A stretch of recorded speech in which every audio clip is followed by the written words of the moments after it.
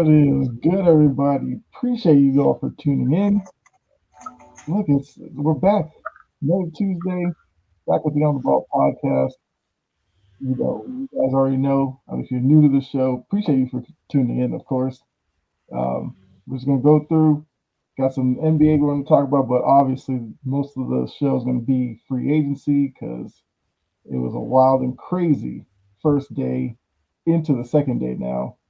I guess a little bit longer than that. 'Cause I feel like the tampering happened even before Monday, but yeah, they're staying in the news. That's what they do. But before we obviously get into all that, gotta introduce the crew. So right here to my, I guess to your left, my right, my that backwards, depending how you're watching it. Got Brett, not guarding the two, he's guarding the three. How you doing tonight, Brett? Oh, I'm doing great. I'm excited to talk sports. So, yeah, let's get into it. Okay, absolutely, absolutely. And then here, right below me, actually, maybe I should switch this. I guess it's the Gene thing in me. 'Cause I see Gene do it all the time, so I'm like, I'll put myself at the bottom here.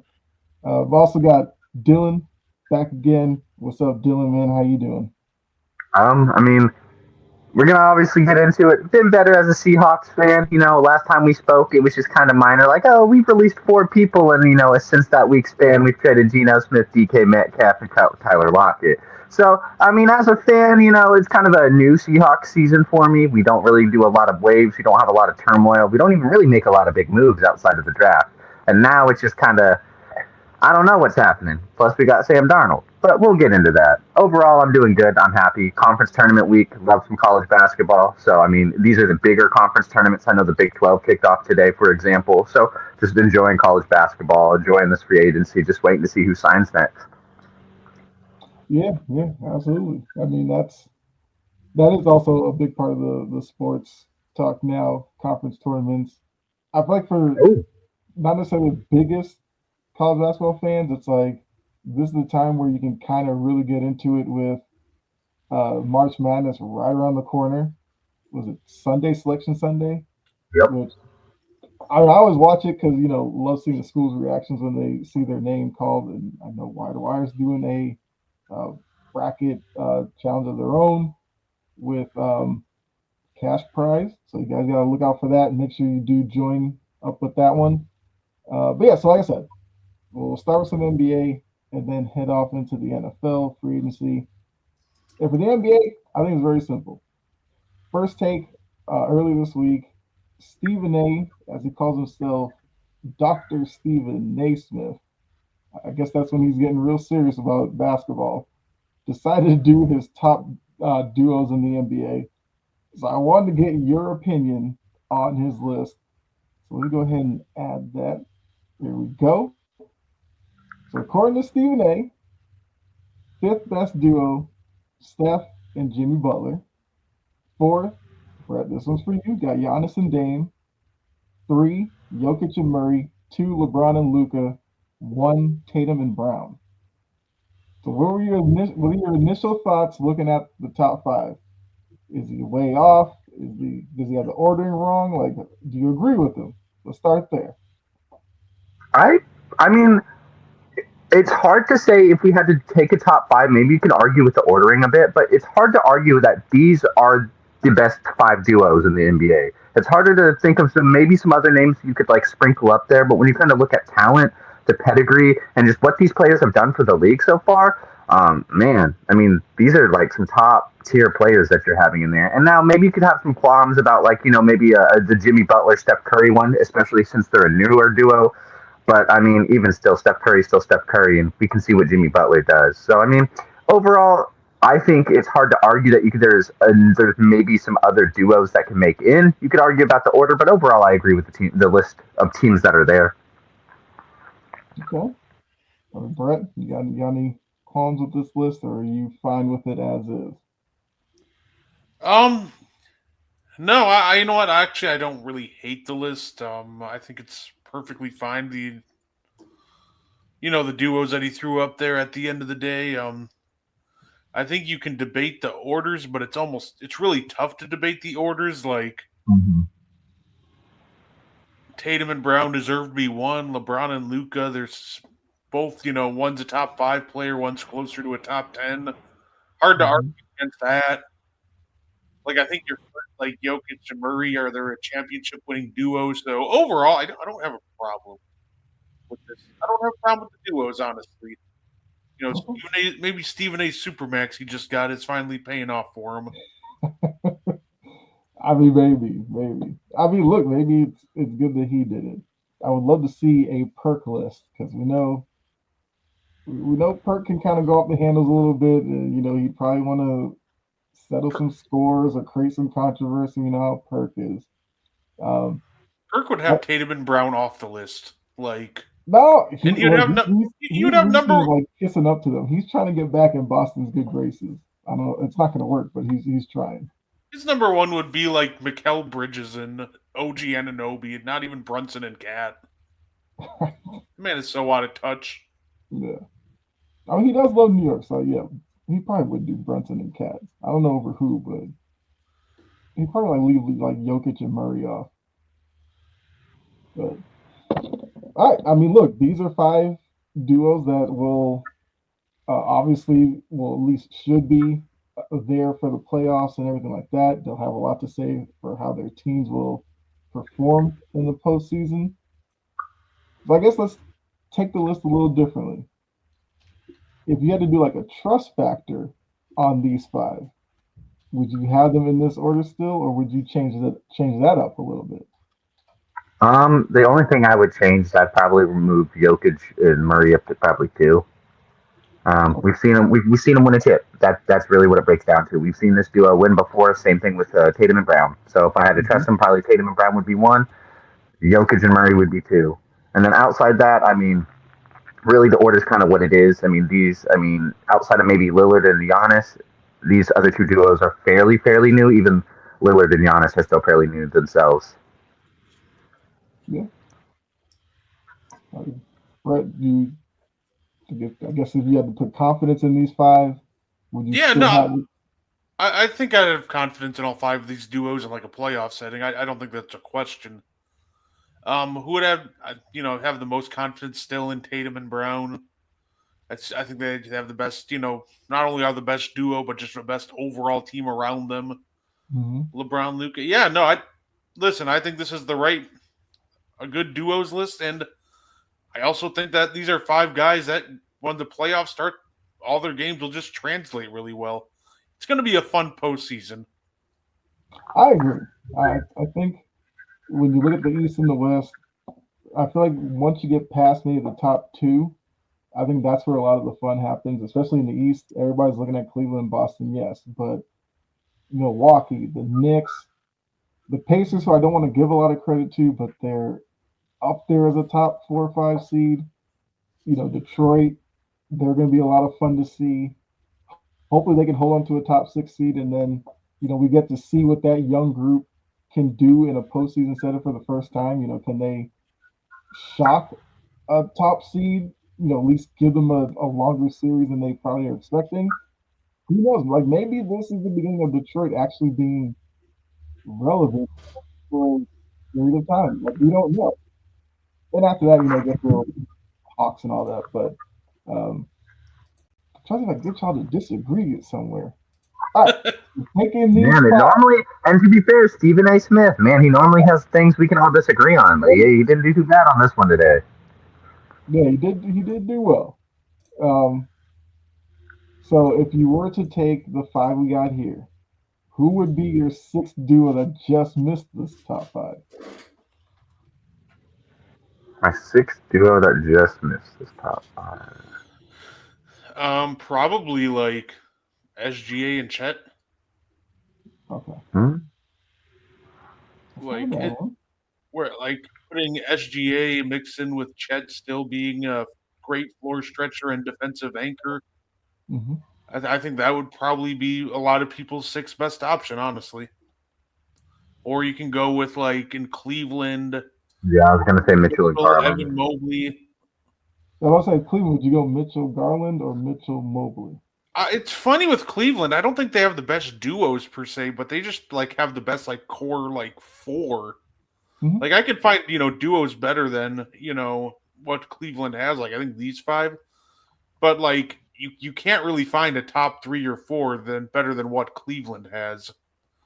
And I think if I had to pick a duo to represent them, you can go Mitchell Garland. I think that's probably what most people would do, or Mitchell, Mobley. Mm-hmm. Like, which duo do you actually use is the fun question. Yeah, I mean it's not a bad problem to have. Like, I mean, I think with that Cleveland group, it's almost like a lot of people are expecting them to fail in the postseason because they have in previous seasons. But I don't know. I guess I'm excited to see what Cleveland can do, what Milwaukee, because I do think a lot of people are ready to write off Milwaukee, even though I keep saying it. You got Giannis, you have a shot in my eyes. And Oh, I was about to ask you, Brett, because I know you weren't a big fan of the Kuzma edition. So I guess what's your updated thoughts on Kuzma with Giannis and Dame? How's he performed so far? right now, defensively, Kuzma's been fantastic. I think in that department, he's been a bigger upgrade than Chris than that end. I think the problem with Kuzma, 28% from three ever since he arrived, just isn't going to cut it. He's almost like the exact player that, like, I was thinking that we're kind of going to get, right? He's inconsistent in the half court. He's at his best when you can get him out in transition or attacking the basket. But his Mm-hmm. energy on defense has been great. So overall, he's doing a lot better than, he's doing great. He's doing, honestly, my best predictions of him. So love what Kuzma's doing. And then the other pieces of that trade, Jericho Sims, he's been a fine athletic big man, great lob threat. Can't play him with Giannis. Already learned that the hard way. Mm-hmm. And then Kevin Porter Jr., he's having the fakest shooting that I have ever seen. Mm-hmm. Like, Bucks fans are trying to convince me that Kevin Porter Jr. ISOs are going to carry our second unit.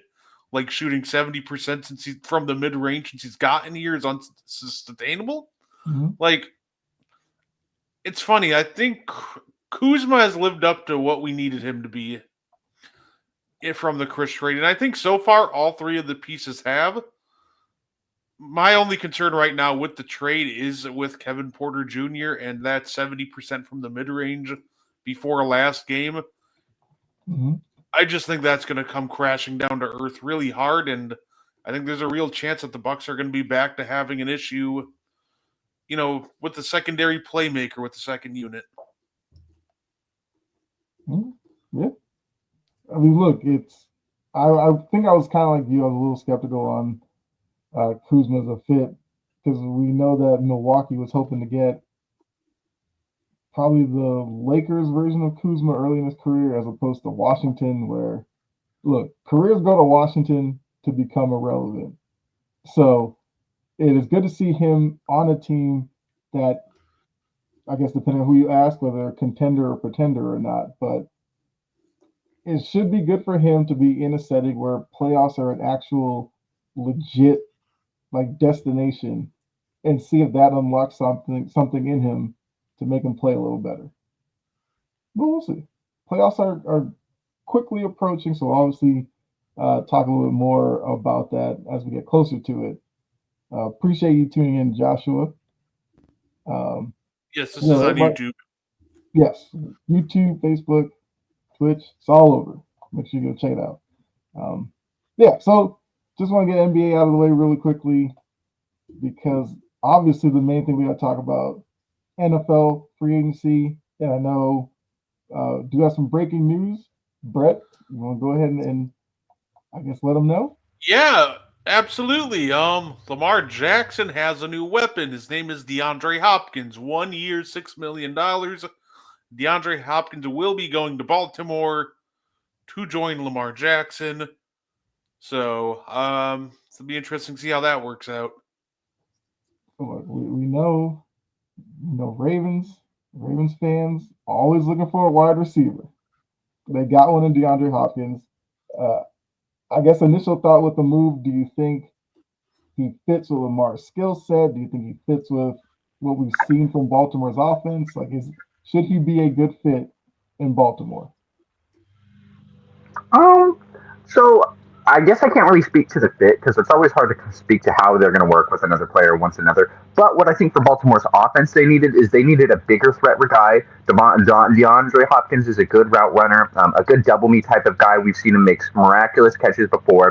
Someone who can just be a target for some of these bigger corners or something like that. Zay Flowers is a smaller guy, a good receiver, shown a lot of flashes, creates a lot of space, but they need someone who can catch some of these jump balls, someone who can be a little bit more aggressive, maybe even more towards the red zone as well too, kind of open up that little passing attack because the thing with Baltimore is they get a little predictable in the red zone. It's either a Lamar run, Derrick Henry run. One of the two things are probably happening in the red zone, and it's still hard to stop. Give them credit for that, but just being able to open up that playbook with a receiver like DeAndre Hopkins, who you can throw in these red zone fades, different bigger double target type of guy, be really really good for him. Now, how it speaks to the fit, not 100% sure. We'll see. That's just on Lamar Jackson and DeAndre Hopkins chemistry. But overall, I think it's going to be a nice piece to the offense. It's a big, low risk, big reward.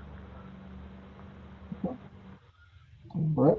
Low risk. I think there's reward here, but everybody's gonna hype this up. Nuke and Lamar. You know what this is to me? Hey guys, Julio Jones just went to the Tennessee Titans. Hey, Chad Ochocinco just went to the Bengals. What, the Patriots? Remember that fun time? Like, yeah, he writes to the Seahawks. Yeah, pretty much. Like I said, the Titans. Jory appeared. Hey, Jory, what's up? And that's kind of my point. Everybody's gonna think this is some immaculate fit. Like we're gonna see prime Nuke. I think if you keep your expectations tempered and understand he's older, he's not the player that he once was, and you're going to get a more diminished version of him, then I think you're going to be perfectly happy with this. But if you think that you're getting Houston Texans Nuke or even Arizona Cardinals Nuke, you're going to be disappointed. So I like it, but that's also because I think I'm going to be a little more realistic on this one. I think he's old, but I think he can still give them a little bit of juice on the offensive end there. I mean, look, like I said when you broke it, the Ravens are always, well, fans especially, because I know Jory put their partying on X, yeah, because they're always looking for some big name to join over in Baltimore. I guess we look at it in a bubble. Hopkins might be the type of receiver that would work somewhat with Lamar, because he's a guy who likes to run a slant. He'll make a tough catch over the middle, as I've said on sideline to sideline, which is why I'm heralded as the Lamar hater. Lamar loves throwing over the middle. He usually loves throwing to Mark Andrews, which I guess we'll see what they do with him. But Hopkins is a guy who doesn't have to live outside the numbers. That's my opinion, Lamar's weakest aspect of his quarterback game. So, maybe I probably would have been more excited if this was, like you said, Brett, young D-Hop. At this stage, I don't know. I don't know how much of a needle move that this necessarily is. Baltimore did re-sign Ronnie Stanley, which was big for them. But so far, their offseason, I guess. So I think short yardage and end zone, this is great. If you're expecting anything else, really, I think he can be a great chain mover, end zone threat, but anything else, I wouldn't expect too much from him at this point. Yeah. Man, Baltimore's been really quiet these first couple of days. I think it's been literally Stanley and this D-Hop move, and that's about it. Literally nothing else. Oh, no, they re-signed Patrick Ricard. They re-signed their fullback, Yeah. They didn't pull a 49ers and cut theirs. Well, they did cut him, and then they re-signed him. Yeah. I mean, look, the fullback market, not that great of a market. I mean, outside of Taysom Hill and Kyle Juszczyk are the only reason that position was really alive. Yeah. Taysom Hill just being a gadget guy you could throw at literally any position on offense, probably even offensive line if you wanted to, just kind of save the fullback position. Right. Yeah. I mean, Baltimore went into this with kind of limited funds, so this is probably. I think getting Stanley back is probably one of the biggest things needed though. So I mean, if they're probably off-season goal for free agency was re-sign Ronnie Stanley and probably get a D-Hop like receiver. Probably just extra weapons, extra maybe a veteran piece like we said. So I mean, not much you can do with a little money. Yeah. I guess speaking on some of the moves that have happened, we've seen everybody from uh, Zach Wilson going to the Dolphins to 1 year, 10 mil, which is crazy too. I've seen a lot of people talking about the money that's been thrown around to some of these guys, and Yeah, Daniel Jones getting 1 year, 14 mil from the Colts. That's whew. I mean, it's funny because I see a lot of people are wondering why bring him in.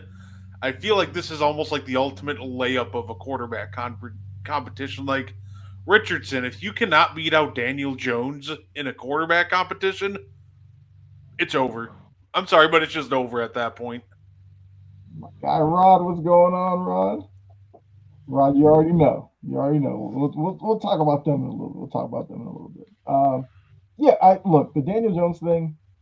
Look, for a guy who was with the Giants, complete failure, the money hanging over the team, gets released. The fact that he was sitting there today and there were two teams waiting for him to call one of them back and be like, I'm coming to you, like that might have been the height of Daniel Jones' career. That he was coveted by two teams. And I agree with you. I feel like the Colts are hoping that this is going to be some kick in the butt for Richardson to get his stuff straight. Because if you're a Colts fan, you probably aren't excited that Daniel Jones is coming in. You'd be even less excited if the young project and Anthony Richardson can't beat out Daniel Jones, because then that means neither of these guys are your answer, and you're just back into the cycle since Andrew Luck retired early, where you're just trying to find a guy who can get them to the playoffs, have them be somewhat relevant for a period of time. Like the Matt Ryan, uh, Phillip Rivers, Carson Wentz stuff was all cute and everything, but it's been kind of a disaster at quarterback for the Colts for a while now. Man, I really honestly forgot Philip Rivers was a Colt for a bit. Yeah, That feels like forever ago. it really does. It's easy to forget. Mm-hmm. Matt Ryan a Colt. Man. Yeah, yeah. Well, I guess also let's look at another couple of quarterbacks that are actually still out there. With a lot of the stuff that's going on, some of these positions being filled up, what are we expecting for Aaron Rodgers and Russell Wilson? Like, is there going to be a spot for these two? Do we see only maybe one of them? Is there a chance that both of them can end up retiring because there's just nothing out there for them? I feel both of them get signed. As a matter of when, who knows? Both of them will be on a team before the regular season starts. Aaron Rodgers, I feel like would be more so to retiring. I feel like Russell Wilson probably has a little bit more in the tank, regardless of what you feel. I don't feel like he's at that point of retiring, and if he does, it's probably kind of like you said, just nothing really else out there for him. So overall, I do think they'll find homes. You still got the Giants. They're a team that could be a draft a quarterback. And you still got the Steelers. They haven't picked up their quarterback yet neither. I don't think they'll re-sign Russell Wilson. I think Pittsburgh will probably go the Aaron Rodgers route, while New York will probably go the Russell Wilson route. Will either team draft quarterbacks or maybe safeties? Who knows? Quarterbacks still at play for New York at number 3. But overall, those people will get homes. Just a matter of when. I think just waiting to see where the market plays out, what else you can get, because with these two guys being your last quarterbacks left, and the Steelers and the Giants kind of being those only two teams that really kind of are in that heavy market for it, they can wait and see how things play out because they're just dealing with what's left anyways. So Yeah, it's funny because the two teams we've rumored suitors for Aaron Rodgers are Steelers and Giants, right? I feel like those are just the two teams that get Rodgers and Russ, and I almost feel like it's just gonna be Rodgers to the Steelers and Russ to the Giants. It almost feels like, or you can say, I heard that the meeting with Giants and Rodgers went great, but I do think the Giants ends up with one of the two. But I don't know. Rodgers in Pittsburgh just, it seems like a great fit. They have more veteran talent there. We know Rodgers doesn't necessarily play well with the young guys quite often, so I think him in Pittsburgh, as much as it'd be kind of a trio of Rodgers, DK, and Pickens would give the team therapist fits. Mm-hmm. Like that's probably the better fit for him if I those are feel the so two bad for options. Tomlin. I feel so bad for Tomlin trying to like coach that locker room down. Yeah. Oh, or Russ to But the to be fair, Vikings. you gotta think he's been there through like that Antonio Brown stage. When kind of he's dealt with some Steelers stuff. If there's probably any coach in the league that's kind of dealt with some dysfunctional players. Mike Tomlin's probably up there on probably knowing how to handle it. So. Yeah. But if you're Tomlin, you're probably hoping for 1 year where you don't have to deal with something like that. And You're probably hoping you can get Jalen Milroe or something to come in just in case. Give me someone who's normal.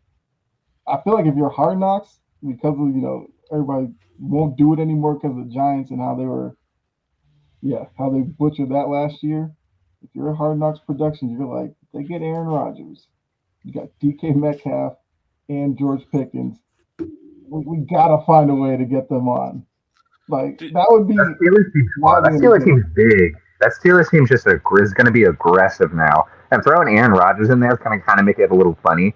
But overall, I mean, just that Steelers team is just like, man, like that's probably like the team that will beat you up in a fight. If you pick any team to like have a battle royale, probably the Steelers are winning that one right now. I mean, they're probably going to start enough battle royales. Both Pickens and DK are head cases. They're going to call halfback dive, and those two will be busy brawling with the defensive backs 15 yards down. I know, dude. Like literally, like the cornerbacks. And it's most of those guys beef with the number one corners. Now the number one and number two are just going to have to like get the crap beat out of them every game. Yeah. Look, Steelers Ravens games will hit a little different now because those are about to be some good games anyway. Throw DK with Pickens into the mix. Yeah, there's going to be a lot of fighting in those games. Not even like, because I'm not saying like Aaron Rodgers will go back to prime Rodgers. I'm past that point. Obviously, that won't happen.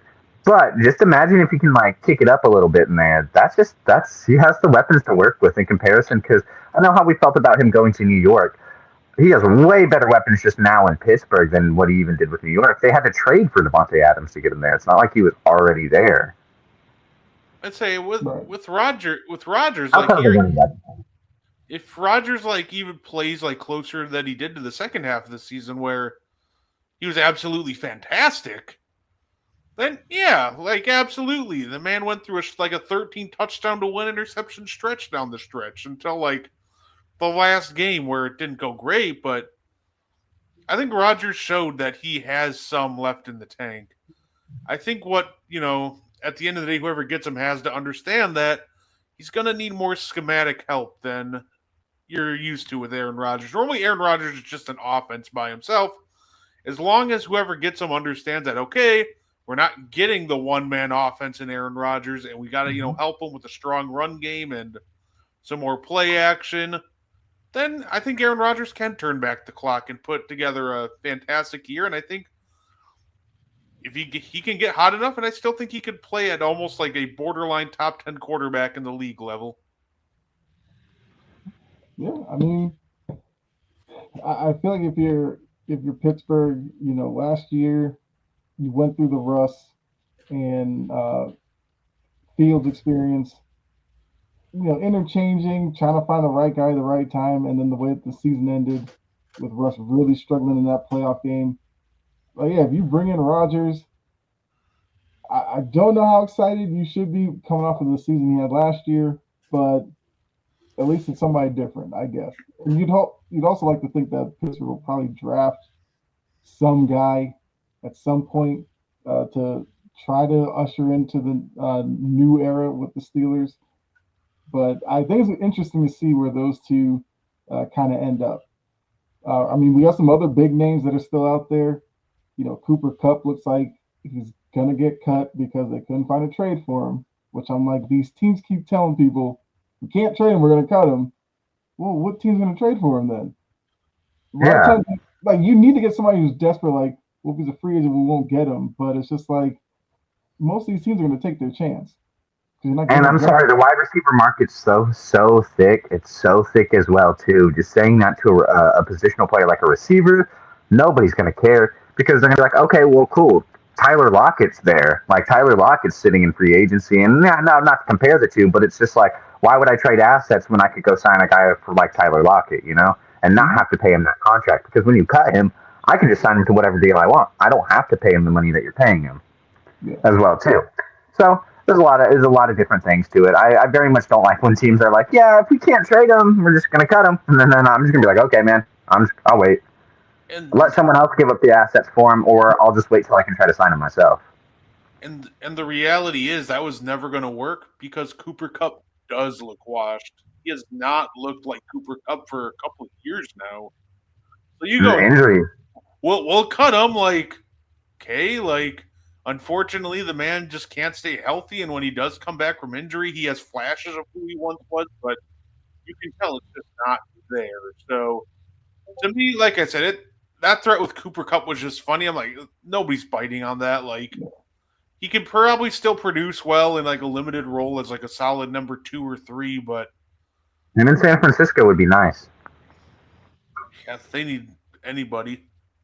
I mean, there's a few places. I mean, Houston, they're about to go into the season with Diggs, who's still a free agent, isn't he? Yep. Yeah. And I want him to go to Seattle so bad. Tank Dell got hurt. You're going to need somebody to play alongside Nico Collins there. Maybe they give him a shot. I don't know, but I agree. I like Kupp there. Yeah, I feel like the Texans need to sign somebody, whether it is Lockett or Kupp. I like him going to the Chargers as well too. I think the Chargers would be a good spot. Chargers could use one, yeah. But if you could sign one of them, Lockett or Kupp, who would you sign? If I'm biased here. I'm always going to say Tyler Lockett. Maybe just because I've seen that man literally drag his pinky toes in bounds 14 times in separate plays, to save quick, close games. I like Tyler Lockett. Man, Cooper Kupp probably is going to be really good. 99% of people probably should pick Cooper Kupp. I'm picking Tyler Lockett. I mean, we've seen what he can do, but probably even last season, Kupp probably had better stats. I'm just upset we don't have Tyler Lockett on the team no more. Yeah. The longest tenured Seahawk. It's funny for my team. I'd probably rather have Tyler Lockett. I think Cooper Kupp does flash like a higher ceiling. However, sometimes availability just is the best ability. And one thing about Lockett, he takes care of himself. He plays in 15, 16, 17 games a year. And I'm sorry, and it's because people complain about how he plays too. I'm sorry, you see Tyler Lockett one-on-one with a big linebacker. What is he doing? Falling to the ground. He's not getting hit. He is running out of bounds. Mm-hmm. He's not getting blown up. He's a smart player, and I feel like that's a lot of the times where he's going to be probably there in those close, crucial moments where Cooper Kupp's going to give you a big game. He might go out there, get you a big game, 10 receptions, 150 yards, 2 touchdowns. But Tyler Lockett's probably going to get you 4 first downs and 3 fourth down conversions. So, I mean, it's just kind of what you really need. If you already have these big name receivers or a big threat, probably don't want to go Cooper Kupp. But if you want a safety valve, someone who's going to be able to play and be reliable, want to go Tyler Lockett. Yeah, I mean, look, I would probably take Lockett as well. I'm a big fan of who the Seahawks had. I always respected Lockett's game. He's a guy, like you said, game in and game out, he's out there lining up, and he's big with production. He's a reliable guy. You can throw in tough situations. So I would take Lockett as well. But Rod, hopefully you're still in here because you didn't want to talk about Patriots. I feel like we'll take this opportunity to talk about kind of what our teams have done. I guess if you're happy or not with what they've done and maybe what you're looking for them to still do. As we did mention that there are still some free agents that are out there. They may not be the biggest names, but they're guys who can still contribute. So I guess, Brett, we'll start with you. Your Packers. What have you thought about what they've done so far in free agency, and what need would you like to see them still fill in free agency?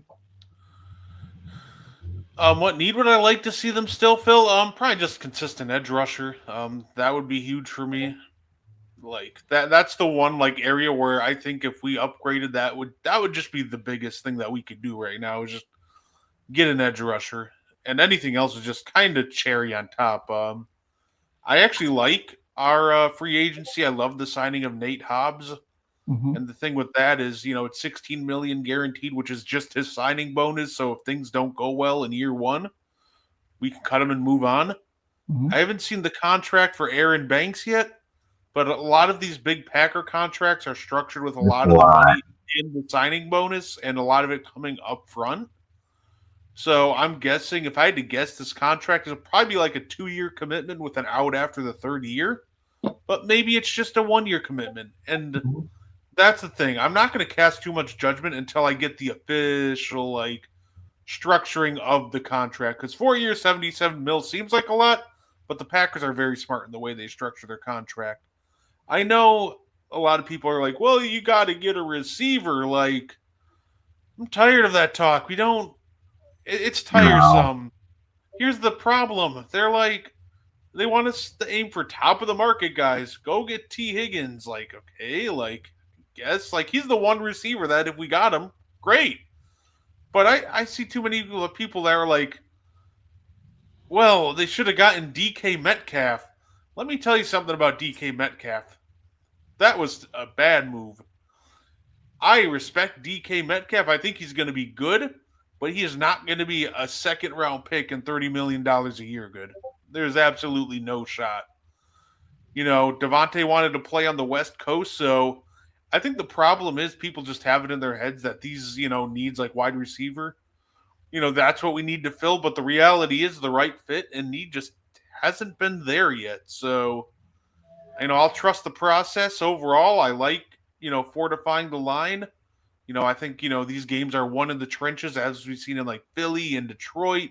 So I like getting Banks to help, fortify that line and depth, give us more depth going forward.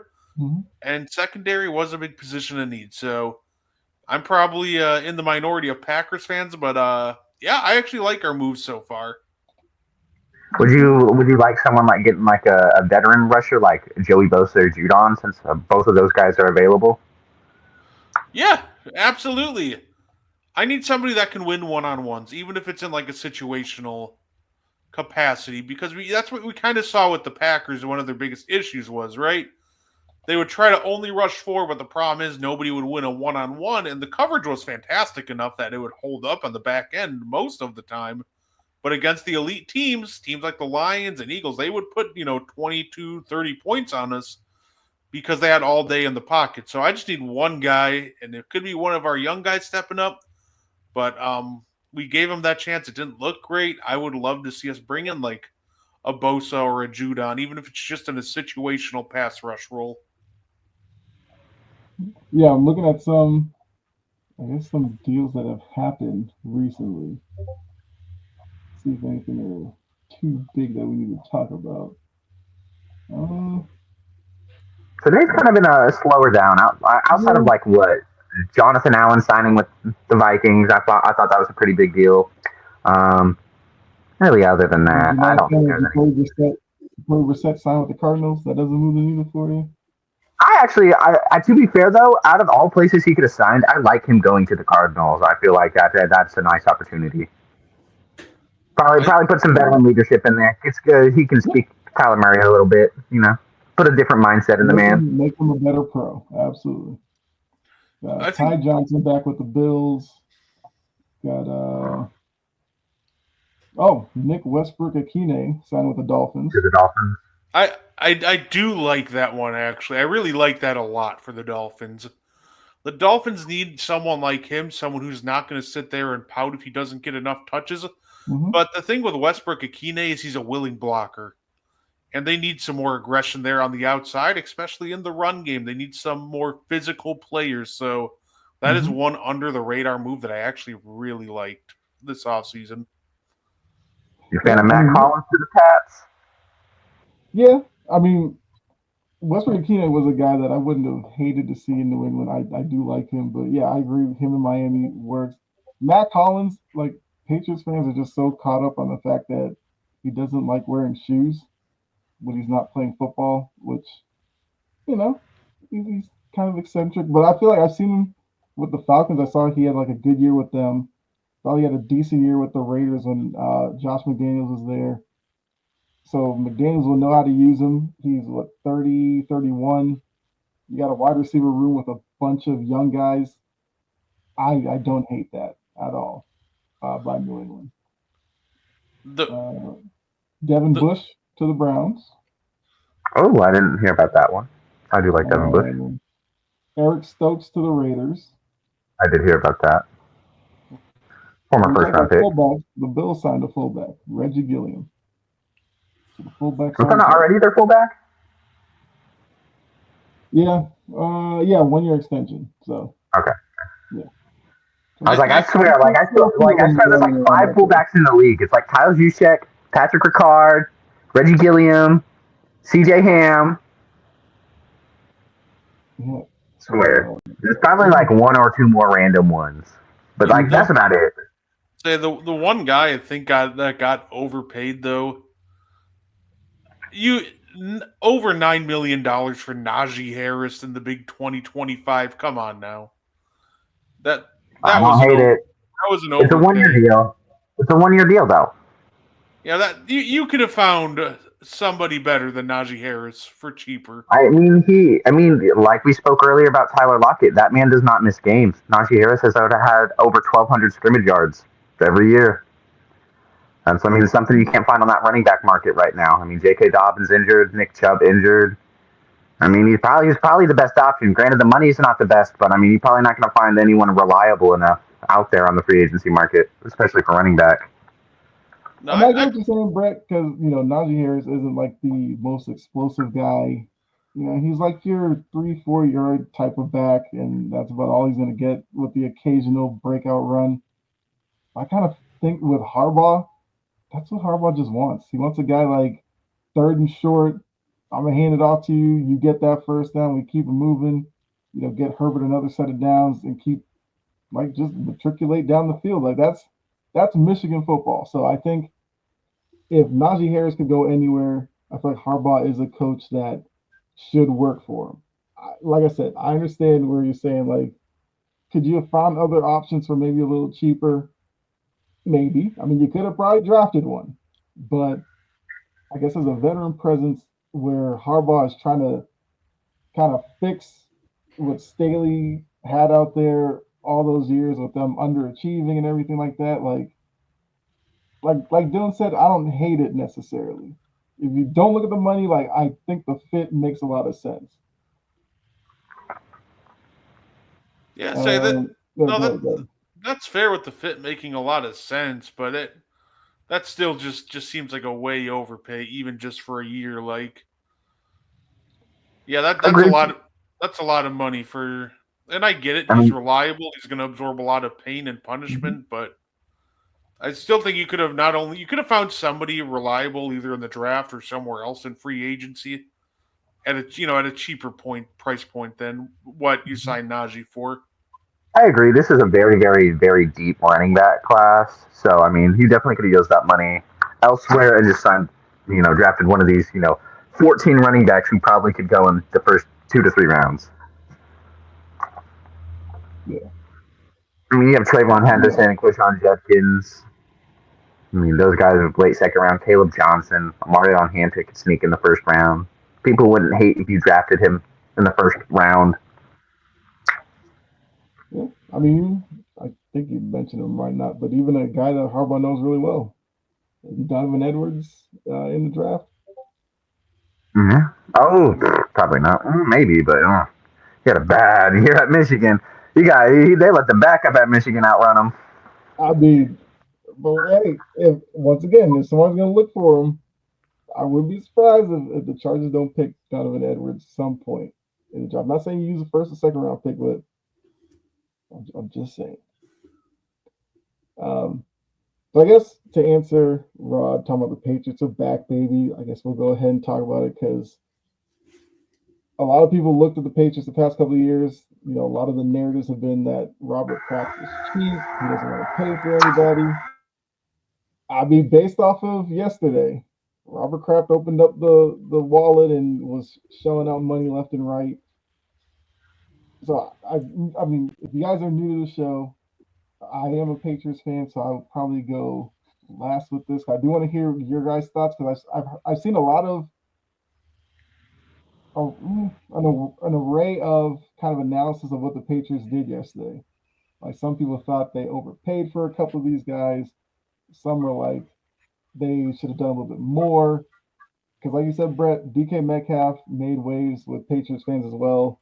They wanted the Patriots to be in on that. They wanted the Patriots to be in on Chris Godwin, who decided to return back to Tampa Bay, even though the Patriots reportedly gave him $20 million more, and he decided to go back. I can't fault the Patriots for trying to get him if he decides to stay for less.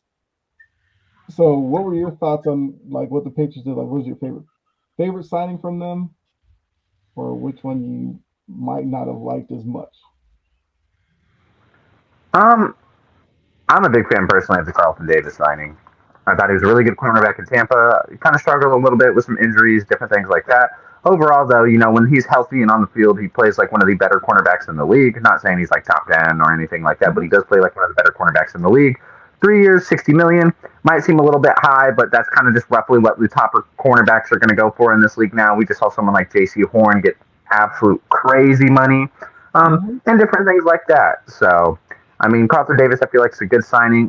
Someone who has that veteran leadership you can throw next to Christian Gonzalez, who's looking like a beast already at a cornerback.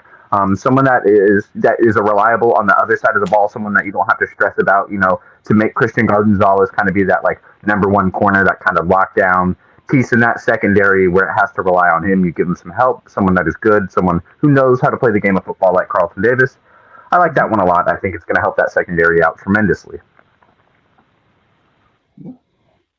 Yeah, I like most of the moves that the Patriots made. At the end of the day, they're a young team with just a lot of young contracts, so you can afford to overpay a little bit. Like, I thought that the Milton Williams, Carlton Davis, awesome. The one guy that I think got a little overpaid would probably be Harold Landry. That's a guy, Agreed. uh, at the end of the day, when it comes to Harold Landry, the problem with him is he's just pretty terrible at rushing the passer. He had one of the lowest pass rush win rates in the league last year. So he's a very effective run stuffer, but like you're not going to get much in the pass rush game. And I think that's one area that the Patriots really needed to make a splash in, which is why Milton Williams. I think that's really what they're trying to do with him. But overall, I like the Patriots offseason. If there's the only one guy that I think got overpaid, I think Harold Landry got overpaid. Yeah, agreed to that. You pay Robert Spillane a lot of money, and then play Harold Landry a lot of money, and both of them are exceptional pass rushers. I know Spillane's more of a linebacker. Some of that guy's going to play a little more coverage, different things like that. Good run defender as well too. But when you look at that pass rushing side, I mean, paying someone like Spillane and Landry, I felt like you could have paid one and found a better in what more of a need in what you needed in the other. Not that signing both of them wasn't bad, but I felt like you could have signed one and looked for better needs in that other position, to fill up there. I think they kind of do a little bit similar, so both paying them a lot of money kind of makes it a little rougher.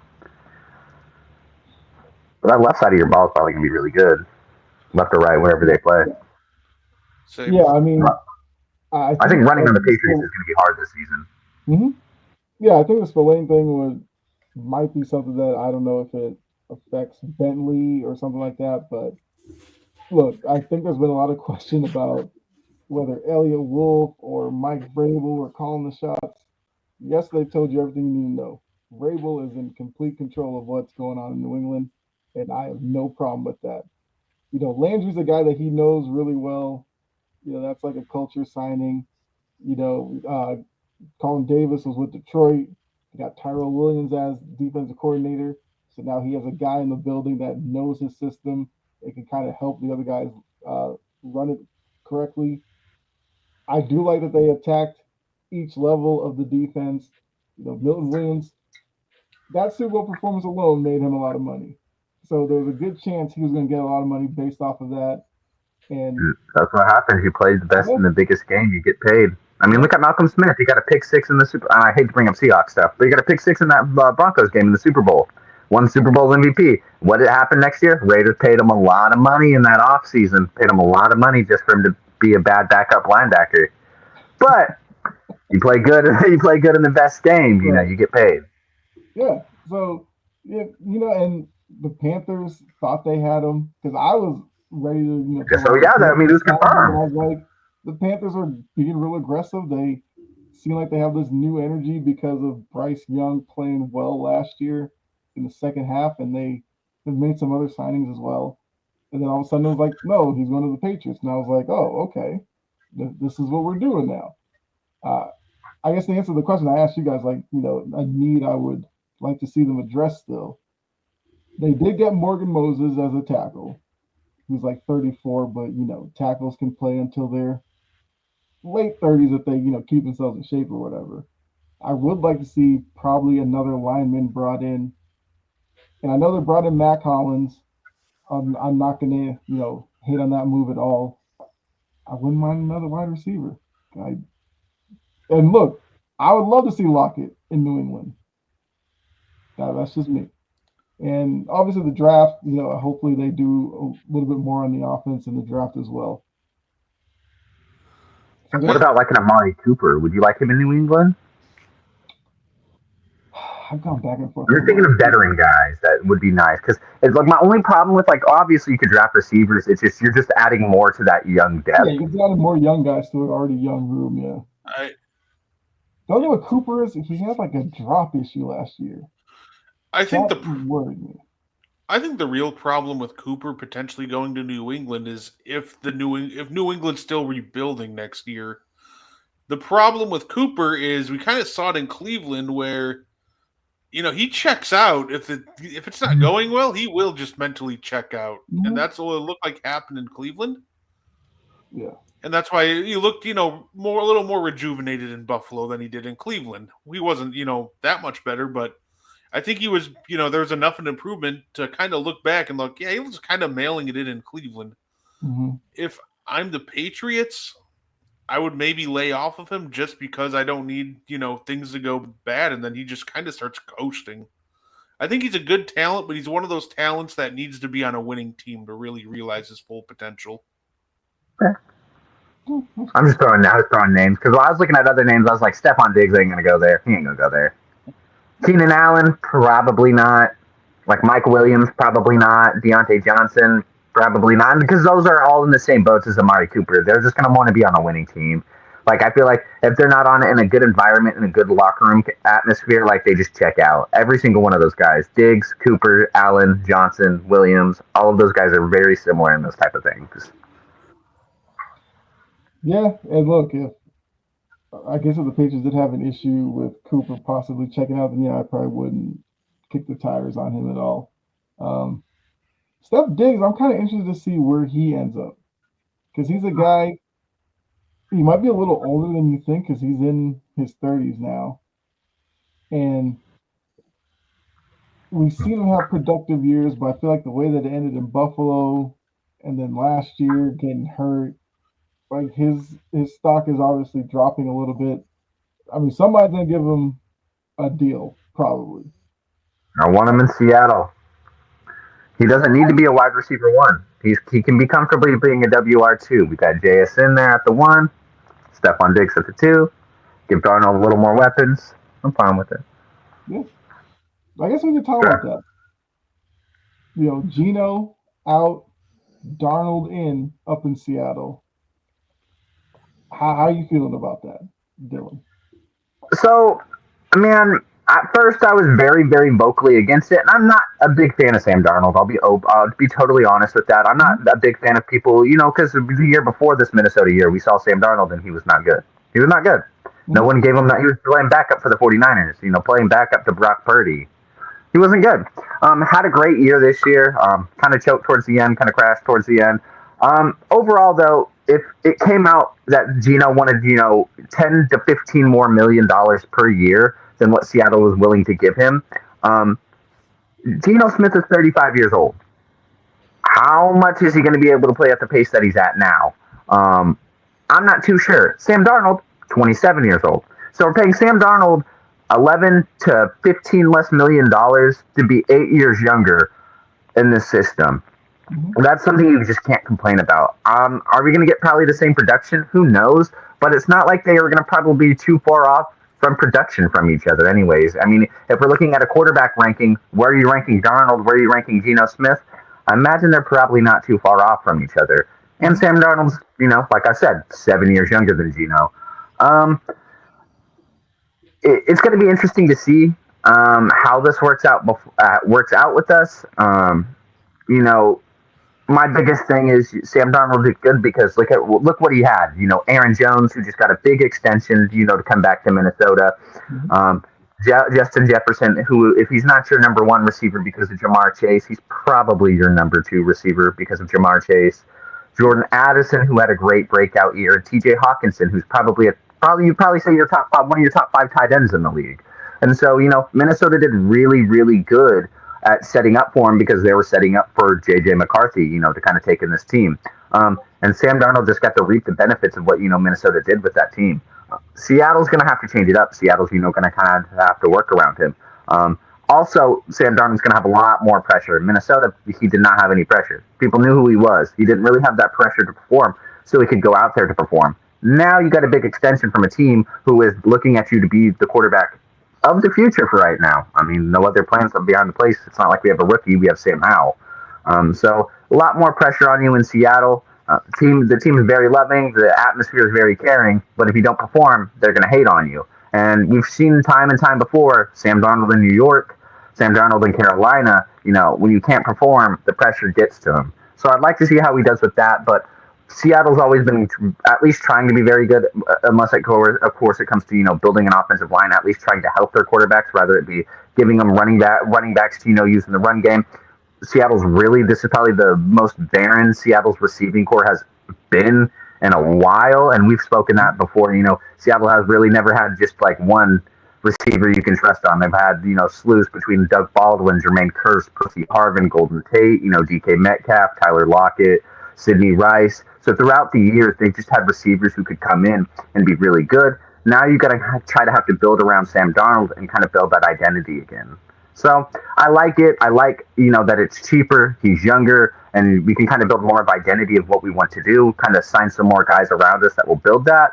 But we also know who Sam Darnold is as a player. We've seen Sam Darnold, at his lowest lows.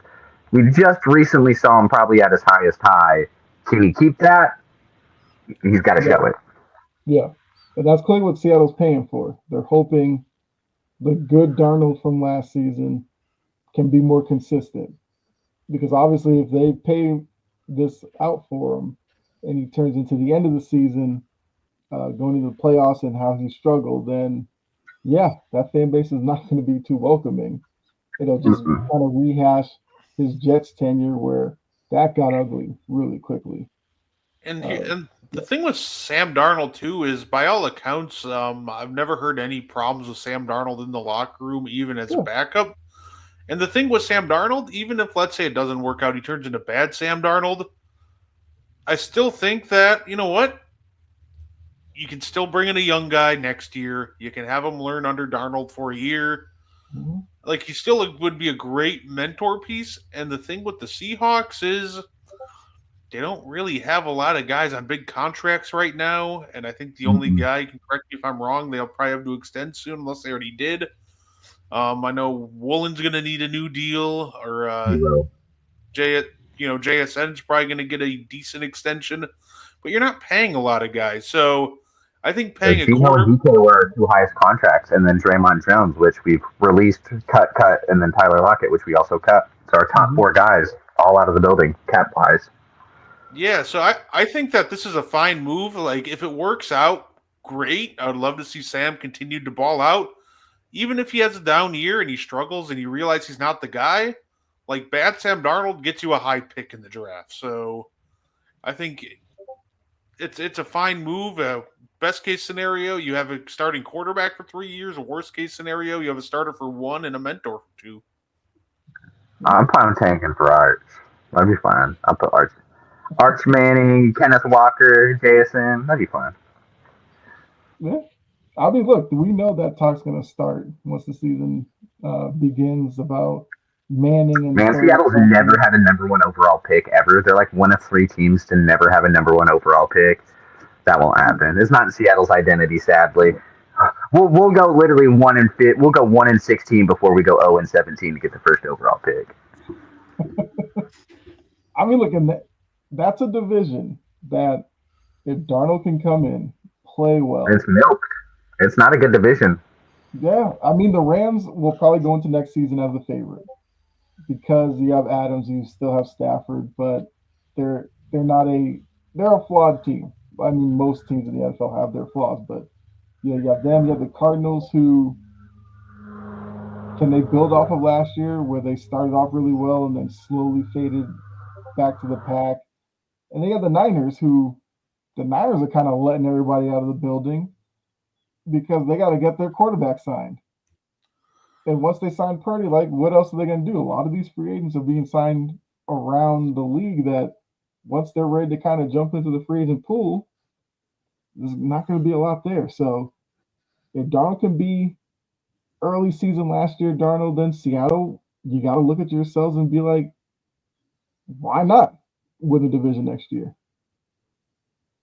It's a little sad that the 49ers' biggest move was signing Luke Farrell to 3 years, $20 million. And it's like, why would you sign a tight end out of all things when you know you lost 2 defensive ends, you released an edge rusher, you had Drayvon, you had Dre Greenlaw, Talanoa Hufanga, Shavarius Ward, all those guys just leave you. It's like your whole defense is literally not a single person on there that isn't Nick Bosa and Fred Warner. Mm-hmm. I don't know, man. They brought Salah back to coach what on defense? You know, it's funny, if Brock Purdy wants that top of the market quarterback money, which if I'm Brock Purdy, I'm pushing for every penny I can get. Yeah. If I'm the 49ers, I'd consider trading him or letting him go somewhere else. I think Brock Purdy's talented, but is he talented enough where you can pay him $55 million a year and still be a competitive team? Because once you get that much money, you're going to lose pieces, and it's going to, put more pressure on you. You're going to have to carry the offense more. Can Brock Purdy do that? I don't think he's a $55 million a year quarterback or a 50. And if he wants to push for, that number, which he absolutely should, if I'm the Niners, I'd consider letting him walk. This is a system that, helped Brock Purdy look good. They took Jimmy G to a Super Bowl. Like, this is clearly a system where you can plug in a multitude of different quarterbacks. Mm-hmm.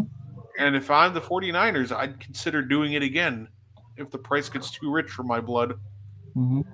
Yep. I think the 49ers, and it sucks, I feel like the 49ers, and not wishing injury upon anyone, would probably just love to see Purdy out for a couple weeks last season just to see if they could have thrown anybody in there with, done similar results to see, if it's really him or is this the system we run. Because I love Purdy, man. But are you and I hate to bring Seattle up in comparison. Would you rather play Brock Purdy $55 million a year or pay Sam Darnold 36?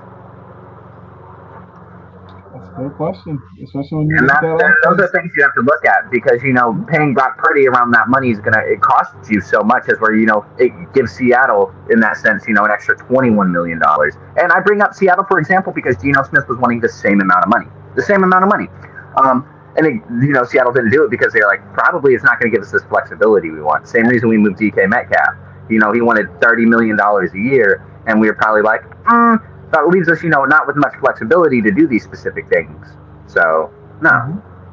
I mean, the rookie, and I think, and this, not to blame, but the NFL draft has to do the blame with all of this because the rookies we be getting, the rookie quality, regardless year after year, we're like, this isn't a good class, this isn't a good class, but there's still rookies who come out there and have just been performing like first, Pro Bowlers, first team, second teams, all pros, they're rookie seasons. So a lot of these teams are, not sold on signing these older, veteran, aging guys or people who want these massive extensions because they're like, man, we can draft a guy, 1-2 weeks, messed up, but 1-2, seasons in, they're already doing the results that we need, and we just have to, pay them accordingly when we have to.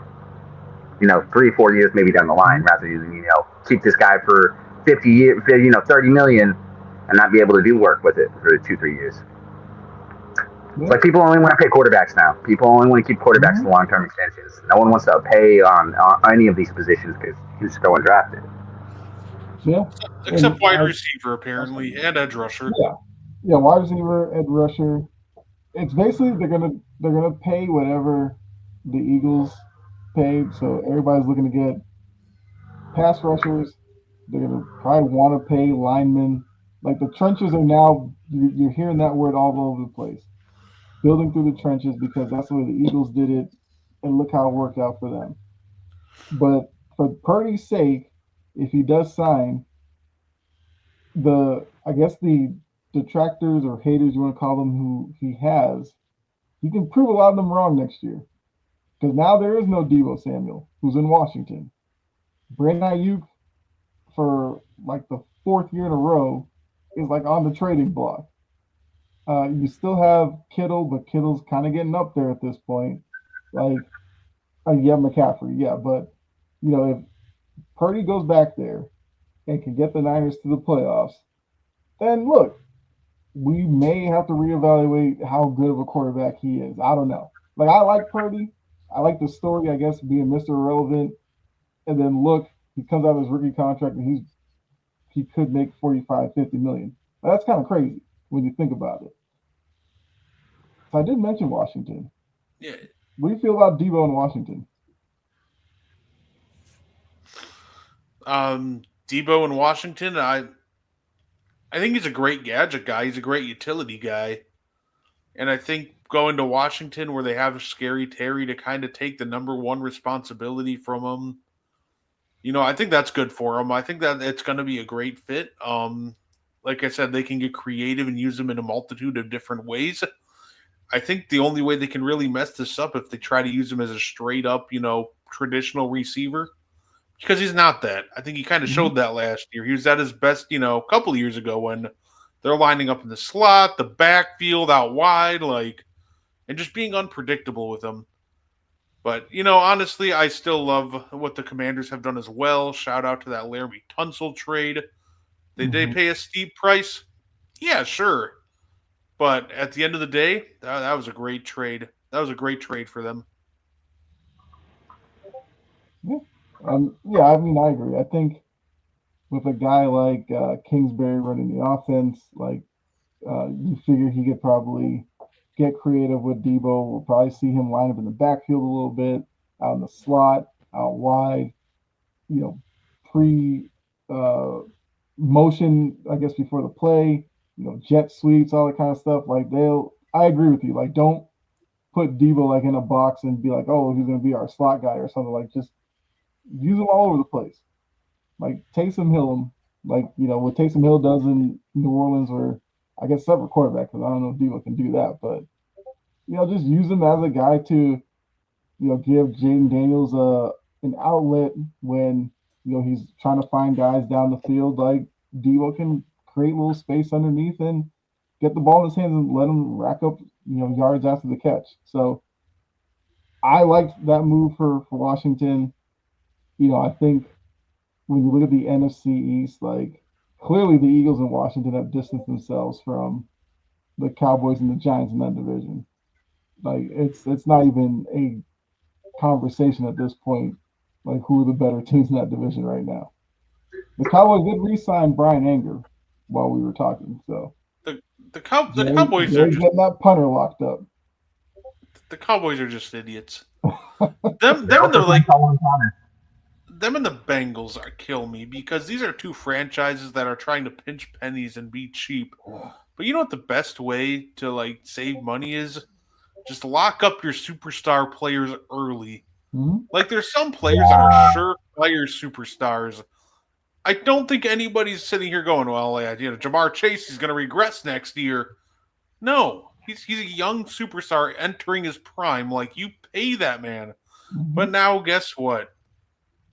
A perfect example, Micah Parsons. Exactly.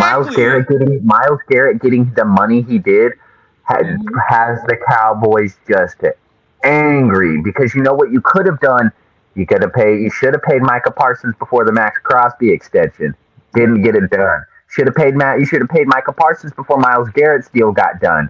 You didn't do it. And now you have to sit there with Myles Garrett, who thinks he's probably one of the best defensive ends in the league, one of the best edge rushers in the league, who now wants to get paid probably $5 to $6 to $7 more million per year than what you're going to have to pay him because you didn't get the deal done sooner.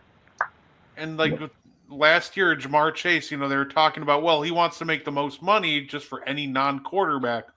Last year, that would have been like 35 million or like 36. Mm-hmm.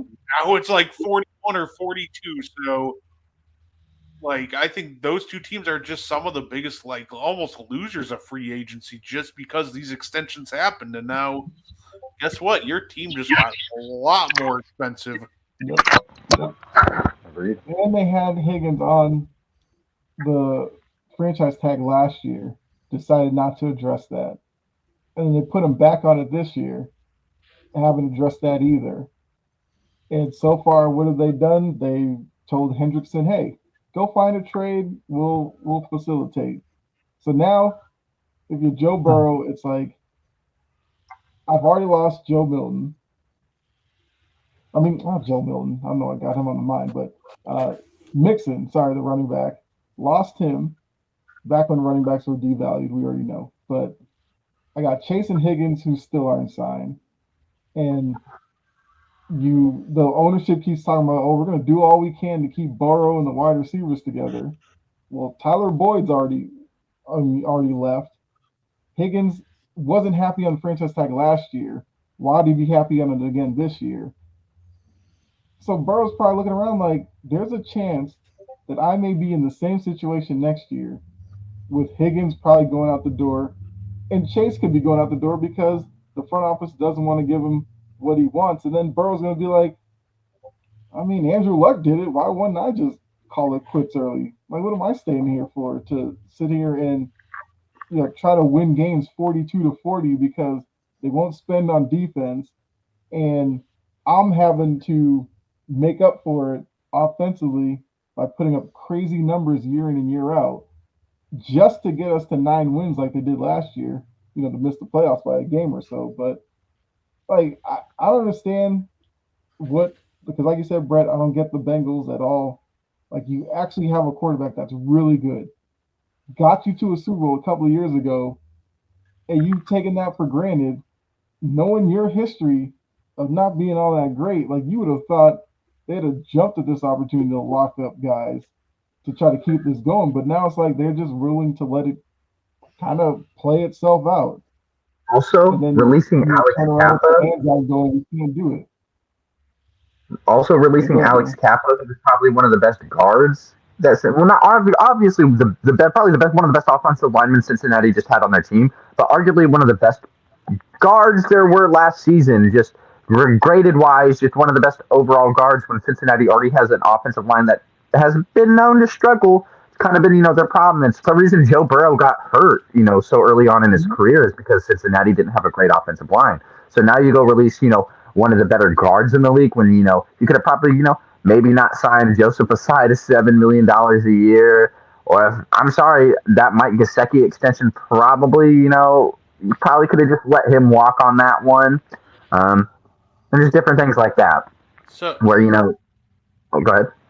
No, I'd say, I'm gonna push back on that Alex Kappa one because that man was just atrocious for him. He was graded really good. He didn't let up like a single sack for him this season though. This year he was literally tied for first in sacks allowed, pressures allowed, and injuries allowed. Oh, what I read was someone said like they released him and he had was graded really good run blocking wise. I wasn't sure if it was sacks or run blocking wise. No, he may have been a fine run blocker, but he could have been the best run blocker in the game, and that would have made him an average guard just because of how bad he was in pass protection this year. No, and it's funny because if I'm the Bengals, this is going to be a tough choice, but I'm letting T. Higgins go. I'm trading him. Why? That seems like what they have to do at this point. Can you really afford to pay Chase 42 mil and then Higgins 30? Tying up $70 million into 2 wide receivers, that's terrible roster construction. I think that's why, when you look at Seattle, I think that's probably the pushback on why they got rid of DK.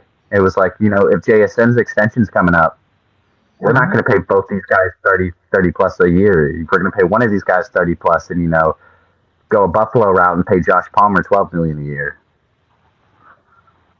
And that's why, like with a guy like T, I think him going to a team with a lot of just like I think a perfect team for him is just a team with a lot of young guys on cheap contracts. Like you can send him to the Patriots, who will have young guys on cheap contracts.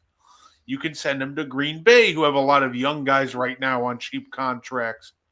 I think there's a lot of great destinations for him. You can send him to an up and coming team with a lot of just young talent. Mm-hmm.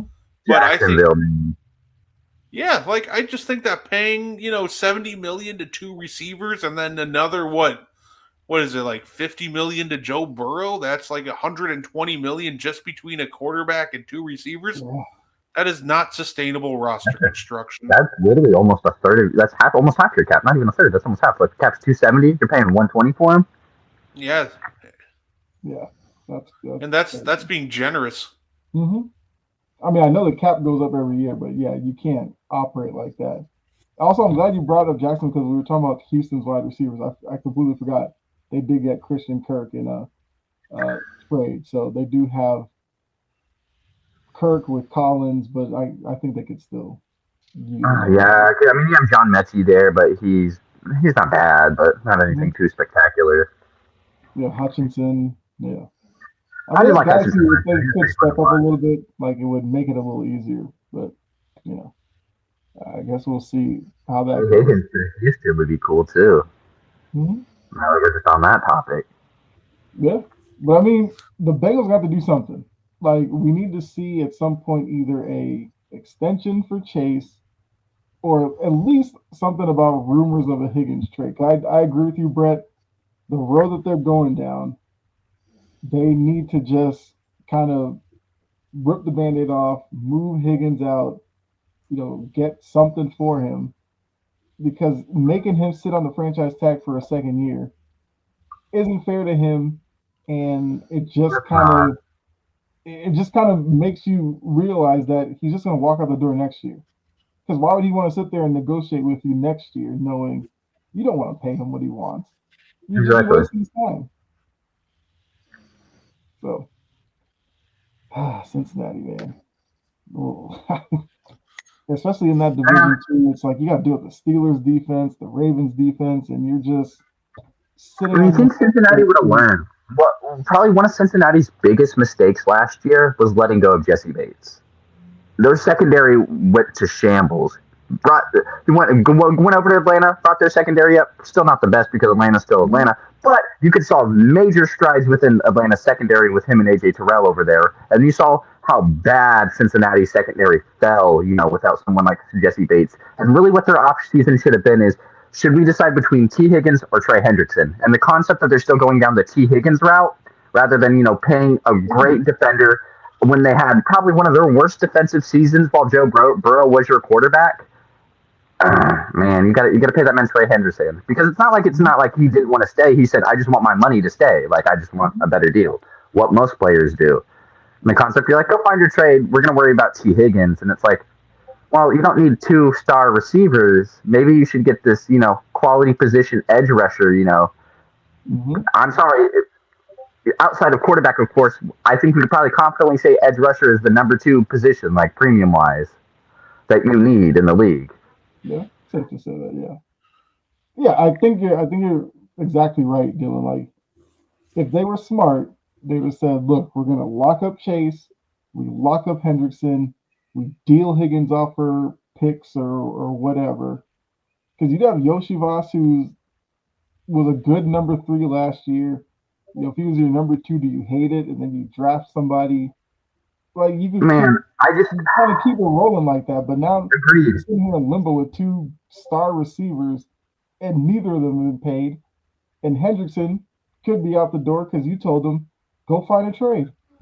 And I very much I think it's, and of course, I think a lot of these times these GMs or these coaches get attached to who these players are. And I feel like that's a lot of what it is, because when you look at it just as a baseline, this draft is so good between running backs, receivers. Your skill position guys are so deep within this draft, where you could draft a guy like Jaden Higgins in the third round, and he's probably going to be good enough to be, your wide receiver 2, wide receiver 3, but potentially as a rookie. And it's just like when you look at it, you have Jamar Chase. It's not like, if this was a Bengals team without Jamar Chase, you would try your hardest to extend T. Higgins. You would have threw that second franchise tag on him until you could have figured out how to get it done. But you have Jamar Chase, who is way better, who is the best receiver in the league, 1 or 2. There's a 1A, there's a 2B, or 1A, 1B, and it's probably Chase and Jefferson. And so knowing that you have that caliber of a guy, a Triple Crown winner just as of last year, Higgins can't be your biggest priority. It can't be. It can't be.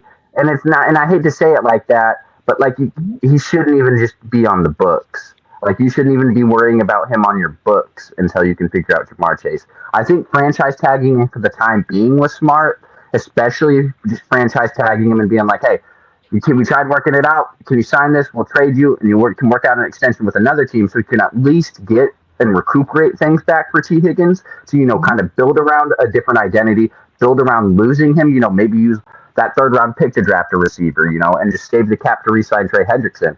That's cool.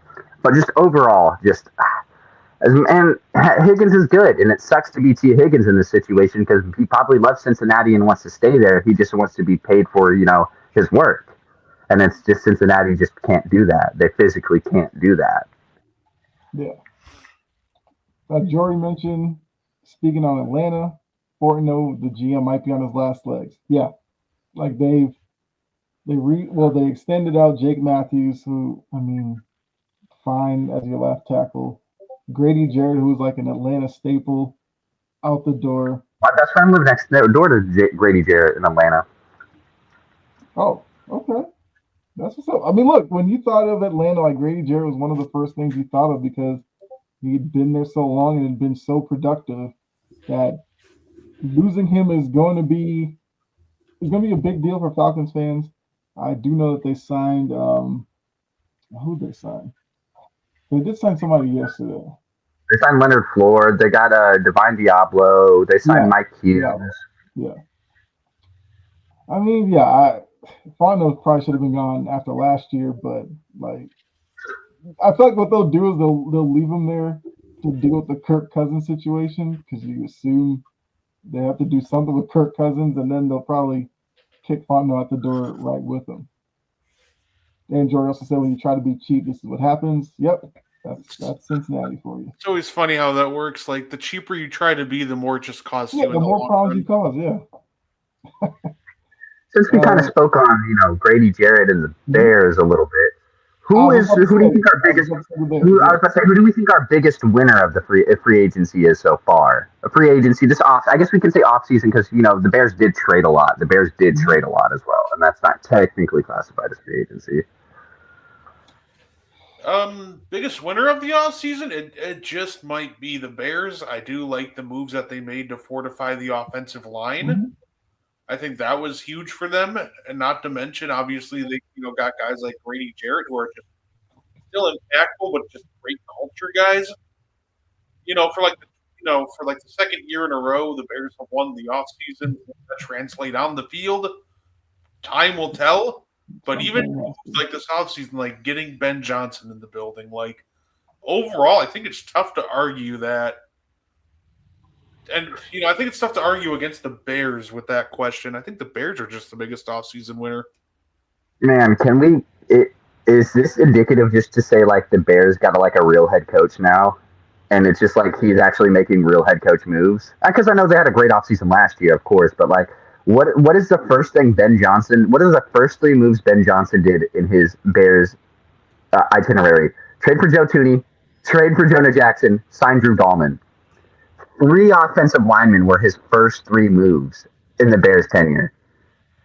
Like, you have a guy who knows what the problem is in Chicago and wants to fix that problem, and not against Justin Fields. Nothing against Justin Fields because he's not the GM, he's not the coach, he's not the one making these controls. But nobody knew what they were doing there at all. And it was just obvious we could tell. Because what was the first thing Ben Johnson said? My quarterback was sacked 68 times last year. Let me get 3 really good offensive linemen to protect him to make sure that doesn't happen again. Yep. Absolutely. I mean, look, he's an offensive guy, so My, he my took care of the rookie side of the quarterback was ball that matters the most to him. It's all right. The NFL sack record's probably going to get shattered this year after C.J. Stroud's done in Houston because they don't have anybody protecting him at this point. That's going to be yeah, dude. Can we say they're one of probably the biggest losers of free agency? yeah. Why? Like I Chauncey think Gardner Johnson is cool, but like you trade a young left guard like Kenyon Green after trading your that's probably arguably one of the best tackles in the league like Larmy Tunsil. And it's like they've made moves obviously to kind of recuperate some of that back, but it's just like it's like you lost arguably the left tackle, best tackle in the league, and Larmy Tunsil, and it's like let's sign Laken Tomlinson, and it's like okay, I'm not really sure how that evens out for you, but okay. It's like we released Shaq Mason, who is probably obviously being a Patriots fan. You had Shaq Mason in his really good time. Wasn't obviously as great as in Houston, but still better than Laken Tomlinson. And then it's just like you trade Kenyon Green away, who is a young guard, to sign an aging veteran one, and you haven't done anything else to replace that. Yeah. Like we don't know what the Houston Texans are doing in the draft. We do now. They're going offensive line. Do we do we have faith in the Houston Texans? Like they had that really good draft with Stroud and Will Anderson, but they've just it seems since then it's just been a lot of questionable moves since then. So yeah, they got Stroud, Robinson. Oh, they got Stroud, Anderson, Tank Dell. Like that draft literally created their whole identity. Nico Collins literally created their whole identity, and after that, like they kind of just gave up. They're like, oh man, like that wasn't enough. Uh oh. Yeah. There are teams after the way they finished last season that could use a bounce back season this year. I did like what Minnesota did this offseason as well too. I think Minnesota crushed it so far. If it wasn't the Bears, Minnesota might have probably been my pick. Getting stronger on both sides of the line. You signed Jonathan Allen, like I mentioned. You piss off the Colts and you take Will Fries and Ryan Kelly from them. Basically take their two best offensive linemen outside of Quentin Nelson. And man, honestly, the Colts just had a great offensive line. I bet if you're a Colts fan, Anthony Richardson's about to get murdered next season. Because you had Braden Smith, Quentin Nelson, Will Fries, and Ryan Kelly. Your worst thing was what? What was it? A right tackle, left tackle? Colts gonna get murdered. But then you re-signed Byron Murphy to a 3-year deal, who had played really good wasn't super great with Arizona, played a lot better with Minnesota. Still think he has a lot of things he needs to work on, but showed a lot more progression, way more than what he did with Arizona.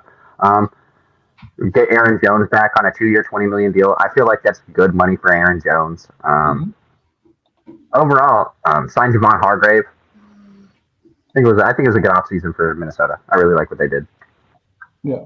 Jory put Bears had a good offseason, Patriots had a great start, Vikings made good moves. So I think those are three teams that after 2 days or so, those are probably the three teams that you're looking at as probably the most active, and because of that, you have to say they probably have done the best.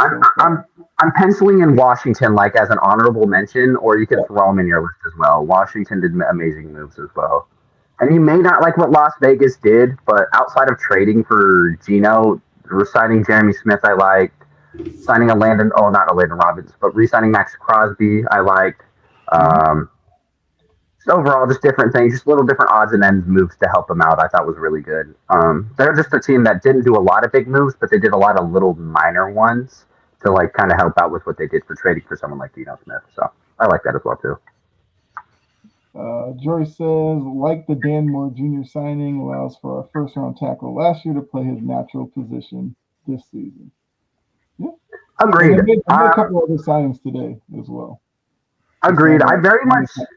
I'm not a big fan of when, and especially when it comes to first-round talents. Like, I feel like a later round, especially when it comes to linemen, I just don't like when, you draft this first-round tackle who has played right tackle dominantly in college, and you're like, let's get him in and move him at left. And it's like, why would you do that? It's like, I feel like those are for more so project guys. It's like, hey, you played a lot of snaps at right tackle. We really like what you do. Let's move you to left so you can get like some snaps, a starting spot. But Mm-hmm. Latham was so good as a position, and he struggled a little bit. Still, really, it's not horrible by any means. But now getting him to go play his natural position again, it's like, oh, if you did that to begin with, you would have just seen the strides, and you would have seen how good he was, and it might have changed, a little bit of what you did in the offseason. But Dan we Moore know, probably wouldn't have been your way. yeah, but we know when it comes to tackles, the left tackle is always viewed more than right tackle, especially if you have a right-handed quarterback. So that's And they probably move tackles to guards as well yeah, too. Like Peter yeah. Skoronsky, a That's big the reason example. for the switch. But I agree with you. You put him at his natural position. You now If you're shore up spending a left first round side, pick on him, at and least, then you if you're bring in a spending a left first round tackle. pick on the guy, all your tape you're watching on this guy, all the time you spent with this guy is at that natural position. And now maybe you've seen him switch, go back and forth a little bit in college. Obviously they do that. But if you're drafting a guy with your first round pick, I'm going to draft him to play his natural position. Yeah.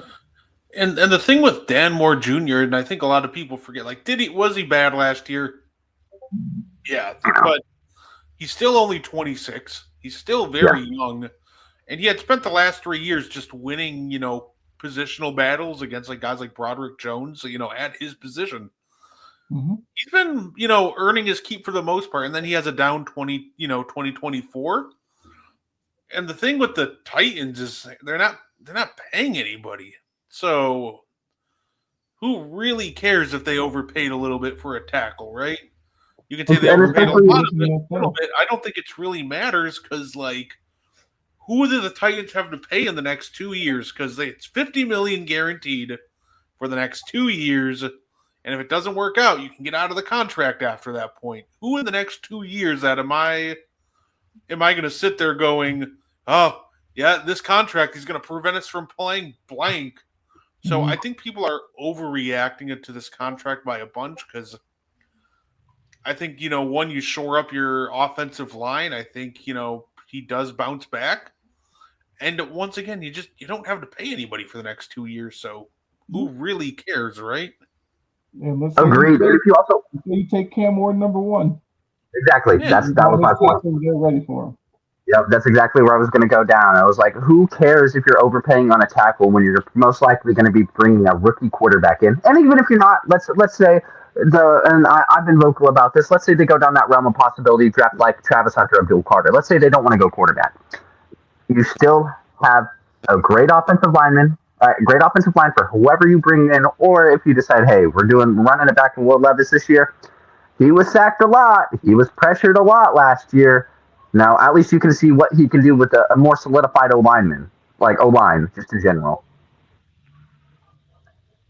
Gives you options. That's usually the best thing to have. Jory did say most of his sacks allowed were from Myles Garrett, which Myles Garrett would do that to a lot of tackles. So, 49ers just made a move. They signed Demarcus Robinson, 2 years, $9.5 million. That man's been on every team, it feels like now, too. Chiefs, Ravens, Rams, 49ers. Right. He's hanging around. Yeah, I respect it. I mean, unless you guys have any other, I guess, teams or anything you want to talk about, I think we've kind of hit on most of the free agency so far. As crazy as it's been. Okay, just a sneaky one. I thought Tampa Bay did really good this offseason.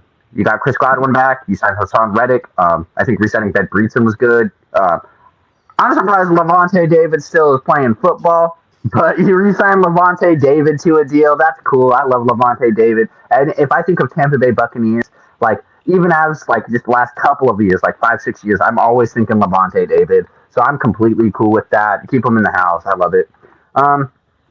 But overall, I thought they did good. A playoff team last year. You didn't really lose too much. Your biggest offseason need was re-signing Chris Godwin. You didn't have a lot of guys that you really necessarily needed to re-sign. And then you get Hassan Reddick, who's a good edge rusher. Something that you kind of struggled with itself. You lose Joe Shayanka, who's your first round pick, who wasn't really that good for you, and you replace him with Hassan Reddick. Cool. I'm completely fine with that trade-off. I mean, you just got better. If you're Tampa Bay, you didn't really get worse.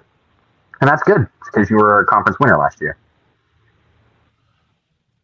And I just wanted to address Jory's comment because she's preparing herself for the eventual return of Mayo Man. I would go challenge the entire Titans front office to a boxing match in the parking lot if I was a fan of Tennessee and Will Levis was coming back. I would feel so bad. No, and I get it. I've heard it all before. Yeah. It's, he had a bad O-line, etc. If you have talent, it'll flash through. Then that's kind of the problem. That talent, whatever it was, just never flashed through. Drake May, technically, according to PFF, had a worse O-line, and talent flashed through. Nothing about last year showed me that Will Levis should be brought back. And I think even if you don't go quarterback one, call the Patriots. See if you can bring him Joe Milton or somebody that, might be able to flash some potential, but that would just be an all-time, hilarious level blunder if they randomly brought back Will Levis. I mean, he's sitting on the commercial. You draft Cam Ward, you draft Cam Ward to play him. You draft Cam Ward to play him week one. Yeah. I mean, they're saying the man. You got to get those growing pains out of the way because it's like, if you draft Cam Ward, you already have given the fact that you don't want to learn anything else about Will Levis. Like, if you draft Cam Ward, you should automatically unhitch your wagon from them. And it's not to hit on Will Levis, not to say that he can't teach Cam Ward anything. What is Will Levis going to? What is Cam Ward really going to gain sitting behind Will Levis for a year? Genuinely nothing. I think it's either Cam Ward or they're just going to trade the pick unless they're really in love with Abdul Carter, which I wouldn't doubt it. But I also think every year there's that team that's willing to overpay for that number one overall pick. We saw it, with Carolina. I think it's New York this year. Yeah, absolutely. We saw it with the 49ers trading up for Trey Lance. And if I were the Titans, if I'm not fully sold on Cam Ward, I would still, take Carter if I had the pick and I'm not sold on Ward. But also, I would absolutely look to ship it and start a bidding war because, you will get that team that's willing to completely overpay for Ward. Yeah, sadly, the Giants at 3. The Giants' worst nightmare would be the Titans take Cam Ward at 1. And let's just say Cleveland, who needs a quarterback. I mean, they did trade for Kenny Pickett, but trust me, you still need a quarterback. If they took Shedeur Sanders at 2, the Giants, who need a quarterback, would then be sitting there at 3 with no quarterback to take. So maybe I'm out if they hear that Tennessee makes it open, they may jump Cleveland to get the quarterback that they want. And you can get the 3 pick and you get a bunch more capital. That is a way to go. And you can still take Carter at 3. I very much believe Tennessee is open to willing to trade the pick. I don't think New York wants Shedeur. I don't think they think he's worth that talent. I feel like if they have an open opportunity to get Cam Ward, they will do it. I don't think they'll take a quarterback at 3. If let's say if the first 3 picks are even, let's say Ward, Abdul Carter, or Travis Hunter, and New York sitting there at 3, I think they're going to take the best player available. They're not 1 year away. They're not a quarterback away of winning. That's why they plan on citing a veteran quarterback. Get them there, see what talent they can do. If they thought they were at that point, a rookie quarterback's not going to do it. Shedeur Sanders is not going to do it. I feel like they're going to take best player available unless they have an opportunity for Cam Ward. I think Shedeur is kind of in an iffy spot. He's kind of just dropped through this. I feel like a lot of the times throughout the whole process, we were talking about who's the QB1. Now I think it's, we know who our QB1 is. Who's the best QB2? Because, you see names like Jackson Dart and different things, shoot up.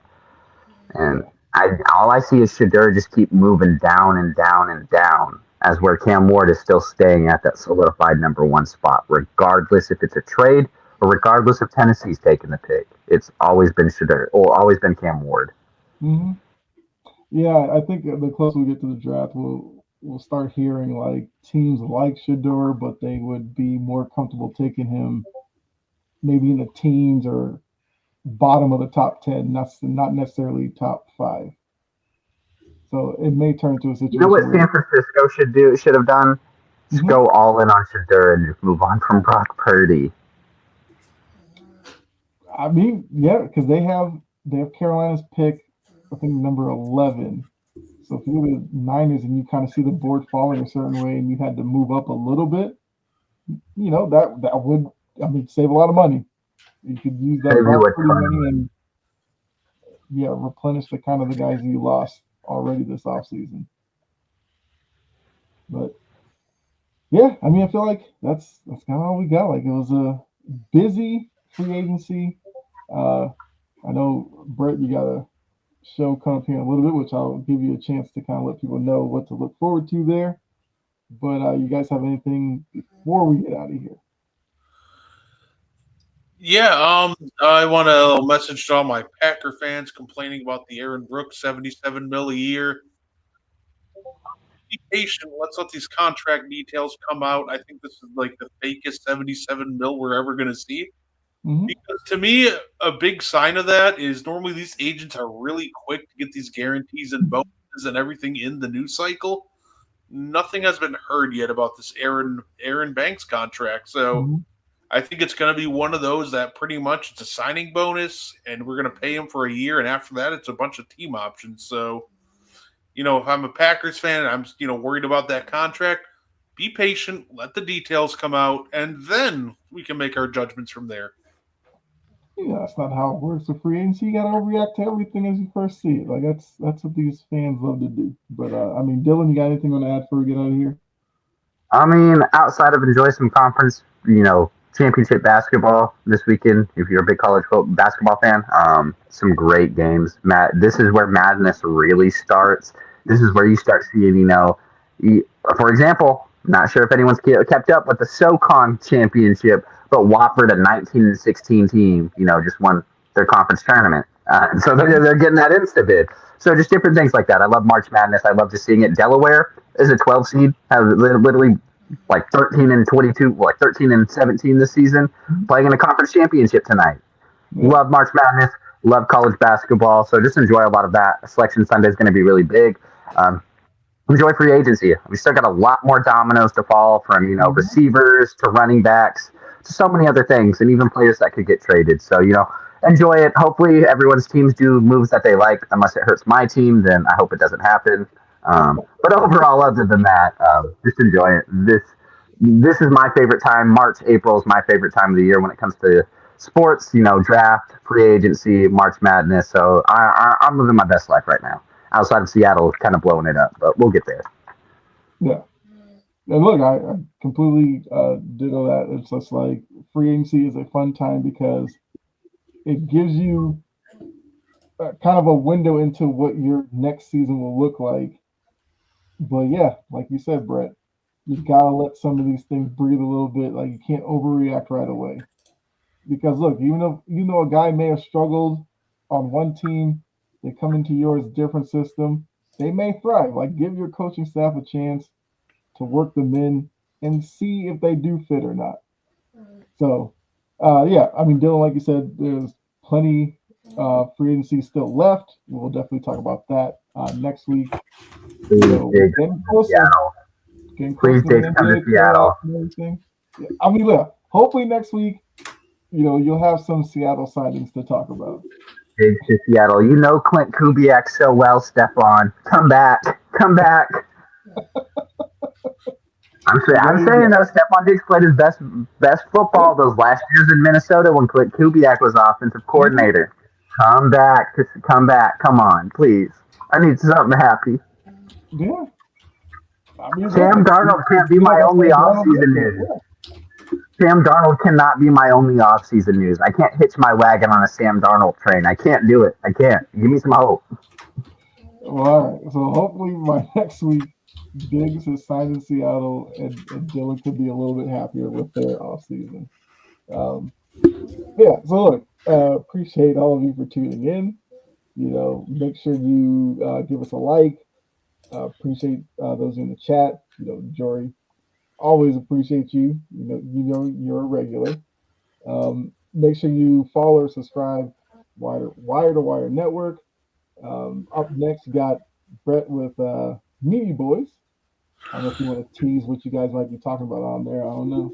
Yeah, absolutely. If you're a big fan of professional wrestling, check us out on Meaty Boys. We're gonna be talking the AEW pay-per-view that was just this past Saturday, AEW Revolution. We're gonna be talking some Road to WrestleMania, what we saw on Monday Night Raw, a reaction to it. So definitely check us out. It's gonna be a fun time. Punk choke, like when Reigns choke, holding Rollins out of the steel cage, Yeah, that was a great. stomping him. I wish he would have double foot stomped him though, but Rollins is too big for that. Not Rollins, Reigns is too big for that. Yeah. I would have killed him. Yeah, so make sure you guys stick around for that, for Meaty Boys to get it caught up on the wrestling news. Make sure you are back here next Tuesday, 7 o'clock, for another edition of the On the Ball podcast. Appreciate all of you. Enjoy the rest of your night. Enjoy the rest of your week, and we will see you next week. All right. Good night.